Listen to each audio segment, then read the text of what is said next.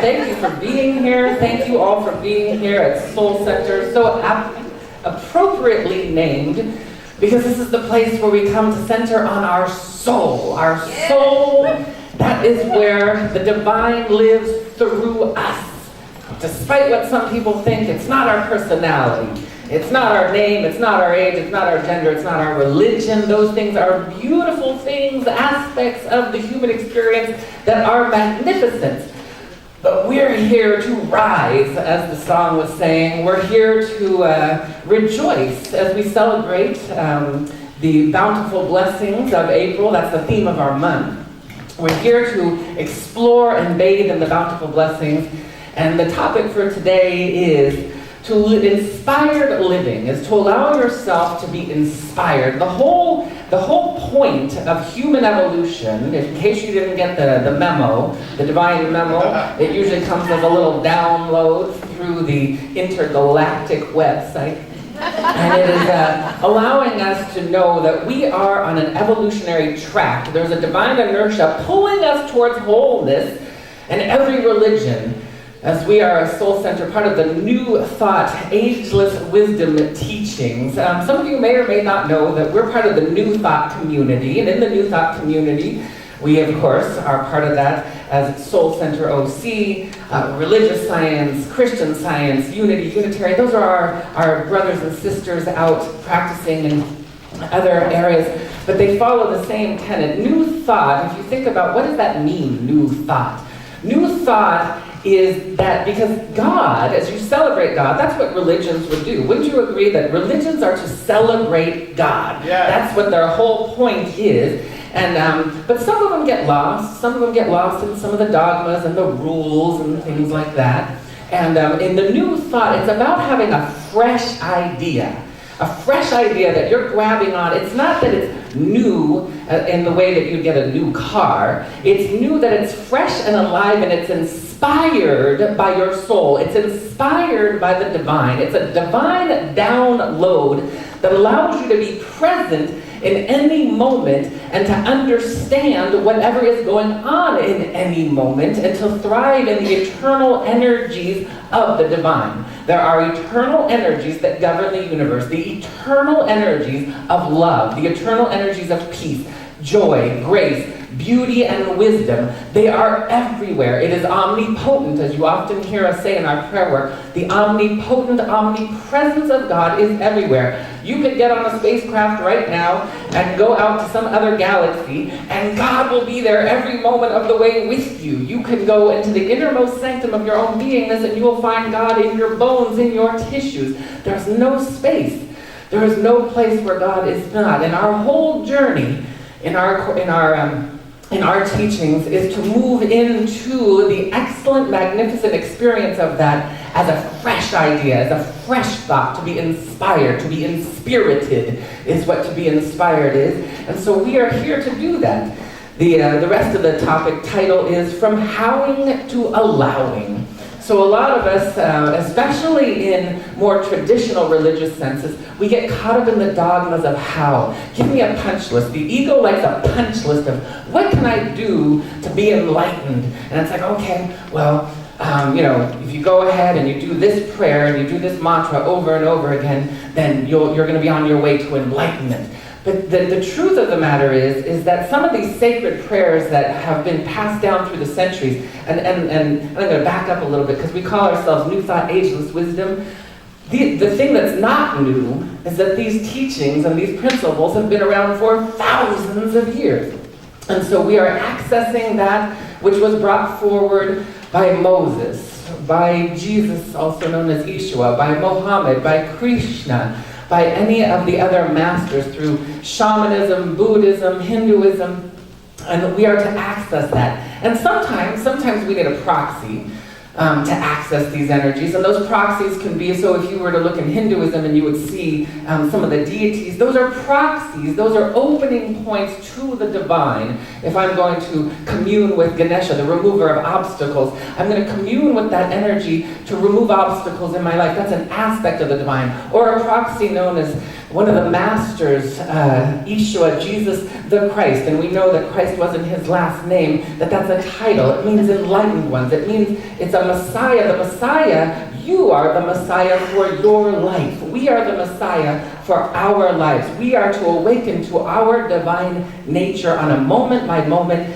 day-by-day basis.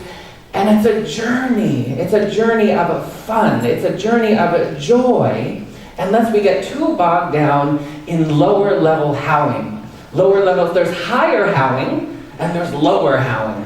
The ego likes lower howling because it's like, give me the punch list of what I can do. It's like, okay, if I go into meditation and if I do this rote prayer, but in higher howling, you want to be inspired. You want to actually ask the question of the divine, because that divine intelligence that is omnipotent and is omnipresent is something you can tap into, and you want to access it by asking how it is. How do I access eternal prosperity, also known as all needs met?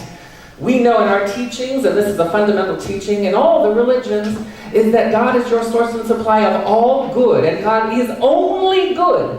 There is no opposing factor. As a matter of fact, it was funny, we were at Revelations this past few days, and it was awesome, and there were some amazing speakers, and one of the things that you can kind of use as a template or a blueprint on your spiritual journey is the more you can expose yourself to affirmative, benevolent, beautiful, high vibrational energy, the more you're going to complement and cultivate from within you inspiration, growth, expansion through good and benevolent ways. And so this was a 3-day conference filled with just staying in a high vibrational field like we're doing right now. We've opened this field up. You know, one of the reasons we do the Om after the reading, so we have the reading, which is a high vibrational reading, and then we bring the Om. The Om is a sacred vibration that opens us up beyond the earthly, beyond time and space.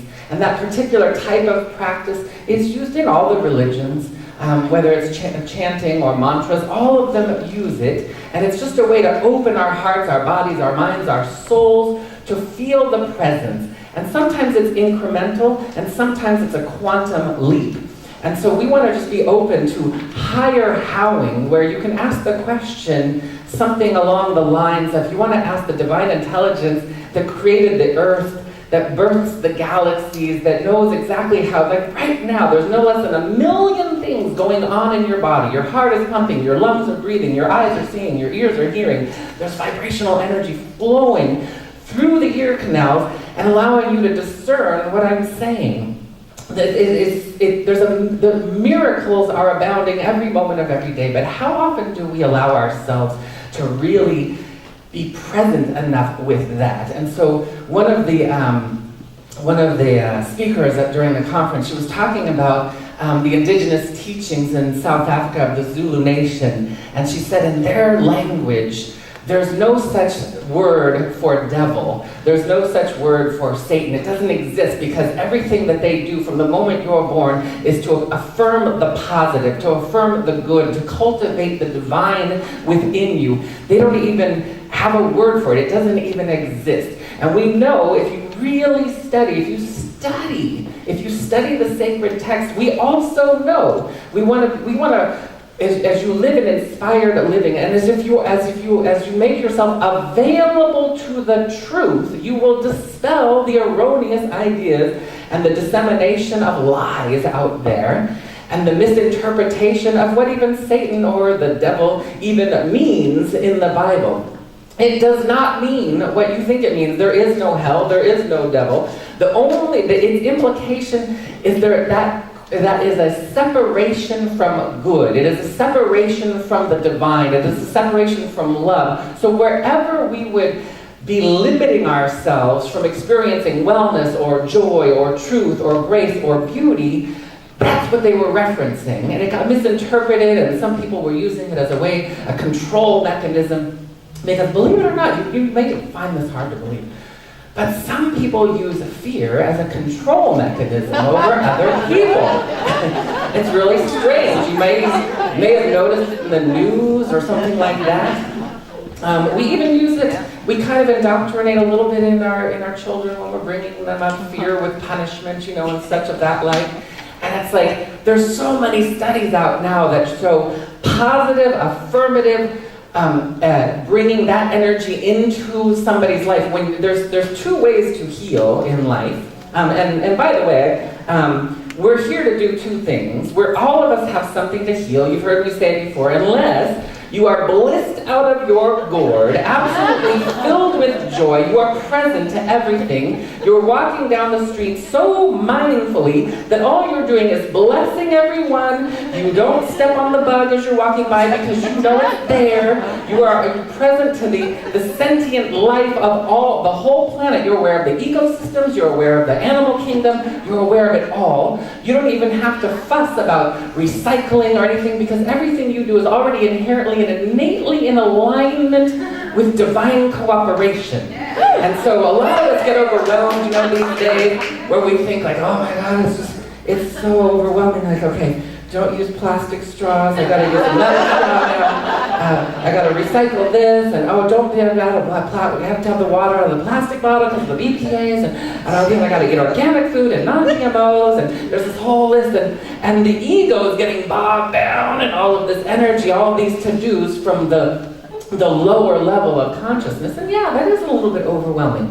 But when you step into when you step into your higher consciousness, when you allow yourself to grow through your spiritual practice of meditation and prayer, as you allow yourself to become a little bit more intentional and aware of the divine languages, one of my favorite things is learning the language of the divine language of any given situation, such as the language of animals. One of my best spiritual teachers was my beautiful, beloved dog, Molly. She was somebody that was with us for about almost 15 years. And I didn't understand the language of animals or dogs at that particular point in my life when we first got her. And so she was just like this big bundle of joy, and she's just, you know how labs can be or dogs can be, and they like to chew and they like to do all this stuff. But if you understand the language, there's nothing insignificant because there's nothing insignificant about God in anything. There's always a message, there's always a truth, there's always a divine inertia pulling you to a higher awareness.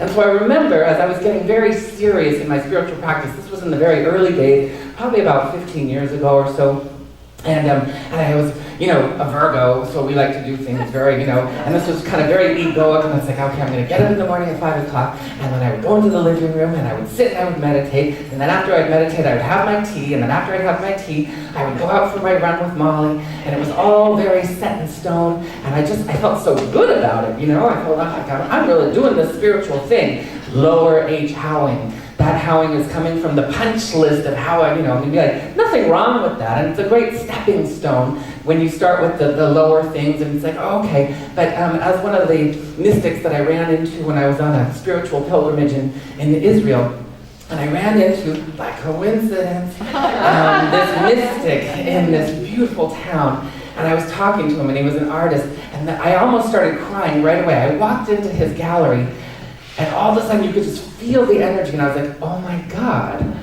what is going on here?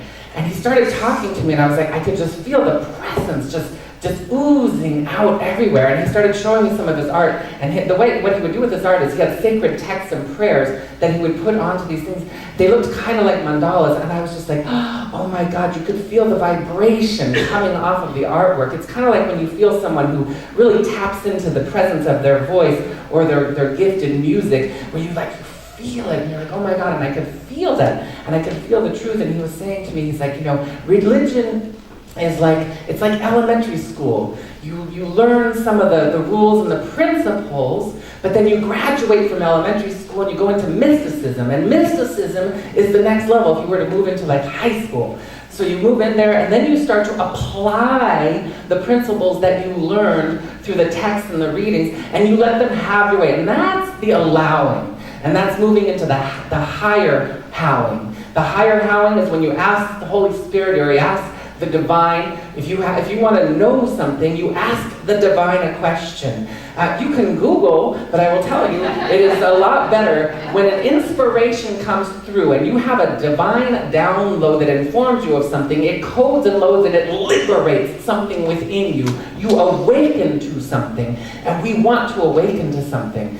And so, as we're gathering right here, right now, one of the things that I also learned is that, first of all, you know everything I'm saying right now. You come pre-packaged, fully loaded with everything you need to know, understand, to access the gifts and the talents. It's whether or not you choose to access those gifts. If you choose to access them, we in the realm of free choice, we get to choose whether we want to access our gifts. And so we want to become aware of that. And as they were talking yesterday, we were watching the movie, what was it? Heal. It's a great movie. There's a bunch of great movies out there. One that still withstands the test of time is What the Bleep. It's on Amazon Prime. The Living Matrix is also another great movie that you'd want to rent or get maybe I think on Netflix. And then Heal, which is a newer one, but it's kind of repackaging and talking about the same thing. And it talks about how science is now caught up to the point where we understand the biology of belief, as Bruce Lipton in his book talks about the biology of belief and how your belief system, you can actually follow. You can follow the neurons in your brain and see how they start to wire the patterns and the habits in your life. Because we know that from a belief comes, through a choice comes a belief, and also from a belief comes a choice. And then we start to create a habit. And then they were talking, I found this very interesting yesterday as a great way to put it, is that oftentimes your body can lead you into something, like all of a sudden you wake up in the morning and you feel the impulse to go to the restroom. And so what do? There's this thing that fires off in your body and it tells you, you don't really have to think about it, you just go in and do your business. And all kinds of things. We get into habitual patterns, and some of them are really great, like brushing your teeth and taking a shower. Those are really good for your hygiene. But there's a divine hygiene that we want to incorporate within our beingness, because we go out into the world and we pick up dirt and debris into our energy body, into our emotional body, into our mental body all the time, and we don't cleanse it out. And then those start to make grooves in the neural net of our brain, and we start to develop habits around them, and we don't even know that we've done it because we only access about 10% of our consciousness.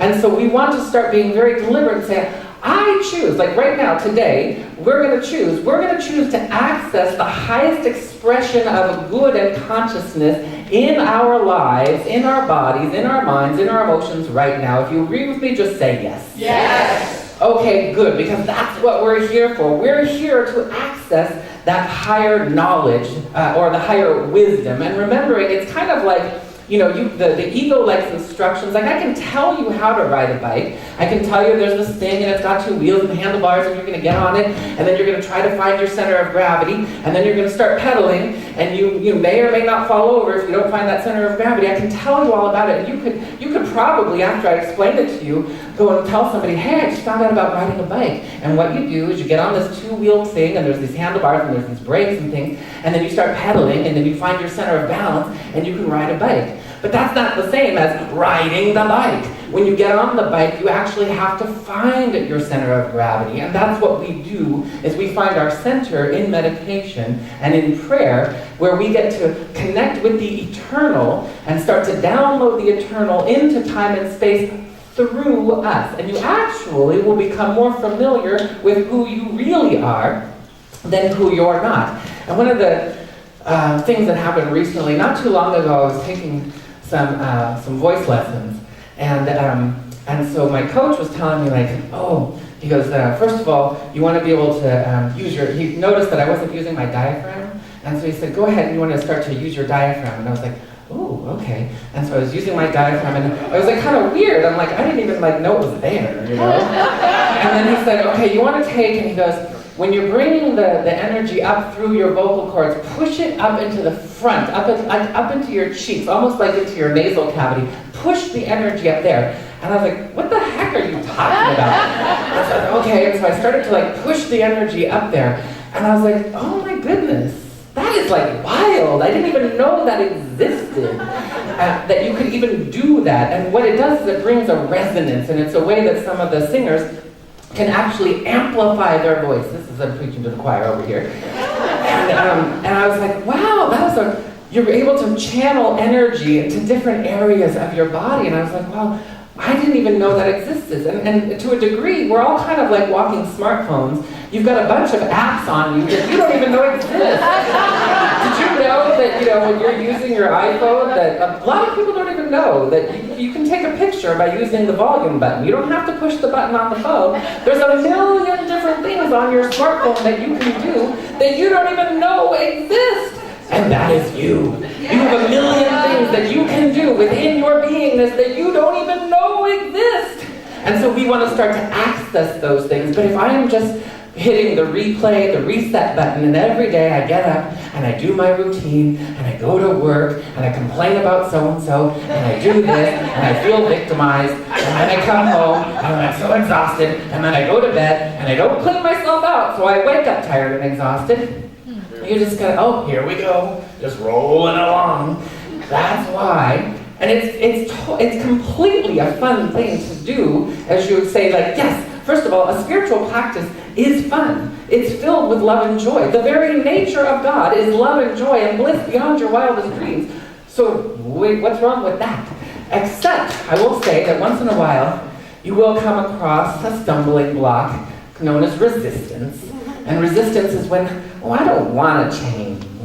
I'm tired. I don't want to get up and go to Soul Center in the morning. I don't want to be nice to people. I don't want to do my prayer.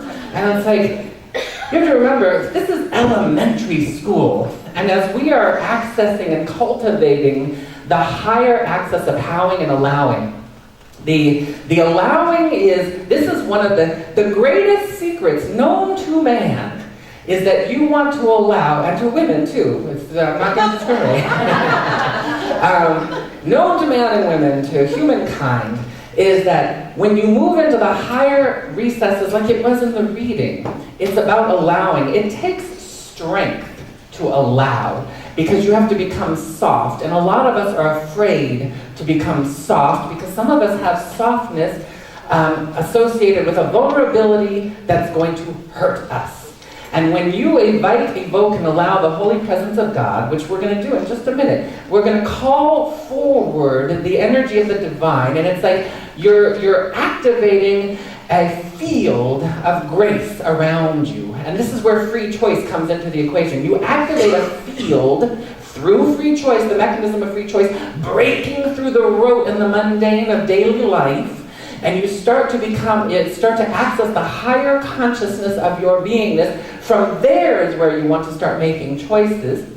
And we want to start to affect change, which means habits are going to change. Ideas and beliefs are going to change. We don't want to keep our opinions. I will tell you, you do want to put those into the divine recycle bin, because opinions, well, you know what they say about opinions. And we don't want to keep those opinions to the degree that they affect or limit our lives. And so one of the things I want to do is we're going to just go ahead and we're going to practice howing, and higher allowing. And it's going to be very simple and very wonderful. We're just going to go into the prayer field. So I want you to think of a condition or situation.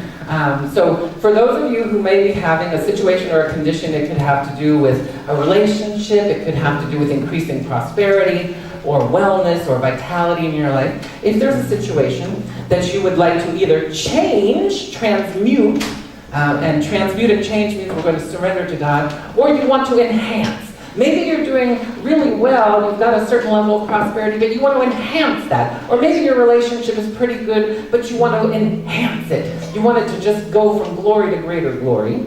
Or, if you're one of those people that doesn't have a situation or a condition, you want to live from the place of creation. Just pure creation. You want to create something in your life right now. I just want you to bring that to mind. It could be one thing, three things. And as you just bring that to mind, I want to invite you to bring your hands to your heart center. This is just symbolic of saying that I'm in earnest. I want to allow that divine holy presence of that which is seeking to emerge through me, to me, for me, in the highest, way in the most benevolent and beautiful experience. So we're just going to take a moment and we're going to surround, we're going to invite, evoke, and allow whatever it is that you would like to change, whatever it is you would like to enhance, or whatever it is you would like to create. If it was something along the lines of prosperity consciousness, we're going to switch from poverty consciousness to all needs met, infinite supply. If it's about self-love, we're going to allow ourselves to release any low self-esteem and replace that with self-love. If it's about doubt, we're going to replace that with faith and optimism. And if it's about discord in a relationship, we're bringing in the energy of harmony. I just want you to think of the divine quality that would really help expand that which you are seeking to change, heal, transmute, or create. And then I imagine that if there is anything, if you feel troubled in any way, imagine you're giving your trouble to God. Imagine you're standing before a stone altar, and if you're experiencing a health challenge, or if you're experiencing any kind of lack, just imagine you're placing it on top of the altar. You're giving it to the divine. And then I'm going to invite you to be aware and open to the great remembering of your own true self, that you are connected to an unlimited supply of good. And as it says in Scripture, to bring your tithe to the storehouse and see if I will not open the floodgates of heaven and pour you out a blessing, that there will not be room enough to receive it, meaning that it is God's good pleasure to bring forward the kingdom of heaven to, through, and as your life, that you are willing to allow. This is part of the allowing. You are allowing yourself to feel the energy of benevolent satiation and divine fulfillment. You are allowing yourself to feel comfortable in that energy, and you are allowing yourself to accept it. And so we move from that into a field of gratitude. We move into a field of gratitude, for gratitude knows nothing of time or space. When you are grateful for something, your body thinks it is done. And so we are allowing that which we are calling forward, that which we are allowing from a higher space, to come into our experience as a gift, as a talent, as a joy, as one of the apps in our beingness that we didn't even know existed. We're going to open to that, and we're going to allow it. We're going to allow it in. And so what we do at this point in order to allow it is we say, repeat after me, I accept the most brilliant and the most beautiful. I accept the most brilliant and the most beautiful. The most benevolent and the most magnificent. The most benevolent and the most magnificent. Experience and expression of good. Experience and expression of good. Into my life. Into my life. Right now. Gratefully. And I let it be. By saying, and so it is. And so I let it be.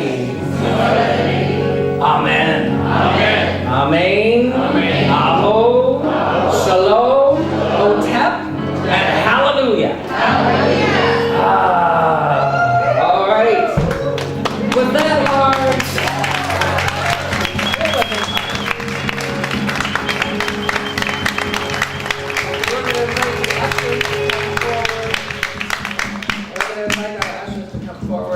Prepare for our conscious tithing, and just a couple remembrances.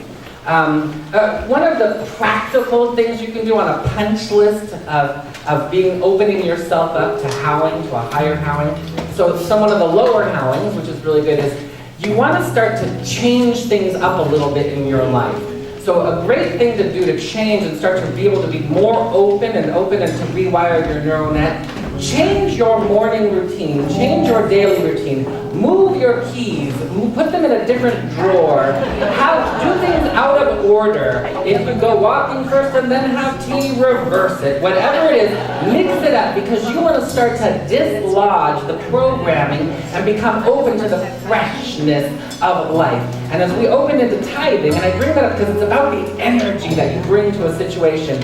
And when we tithe, as it was saying in the quote of Scripture, bring forward your tithe. You bring forward a modicum. Most tithing is 10%. You bring forth a modicum of what you would like to expand in your life in the energy field of ever-expanding good and the energy field of infinite supply. And you know that it is not your money coming from a ceaseless supply, a limited supply, but it is from a ceaseless supply. It is the divine's money. And so you can play with this. You can play. God loves to play. Play and pray are the same vibrational frequency. And so we want to play with this energy. And this is the vibration when you're tipping somebody in a restaurant. You want to tip from a place of joy and fun and gratitude. When you're tithing, it's from that same place. I'm giving this out, knowing it comes back to me minimally, tenfold, minimally. And we want to cultivate ourselves into that energy.